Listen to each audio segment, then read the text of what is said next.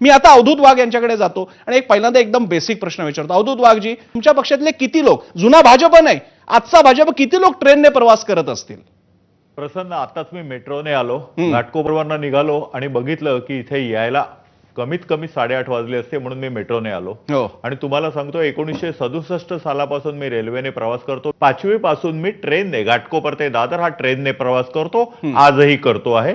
अर्थात आता ते प्रमाण खूप कमी झालेलं आहे, परंतु रेल्वेचं प्रवास हा काही माझ्यासाठी नवा नाही. पण प्रसन्न एक सांगतो, अतिशय दुर्दैवी घटना घडलेली आहे आणि हे मला स्वतःला वैयक्तिकरित्या फील झालंय. 1975 सालची गोष्ट सांगतो. रात्री 9:05 3 नंबर दादरवरनं 3 नंबरला वरून निघणारी कल्याण फास्ट पकडण्यासाठी मी धावायचो. रात्री क्लास करून यायचो. 3दा कुर्ला ते विद्याविहार या दरम्यान 3दा मी पडता पडता वाचलो. मी लटकत येत होतो, गाडीला जागा नव्हती, शेवटची फास्टर नव्हती.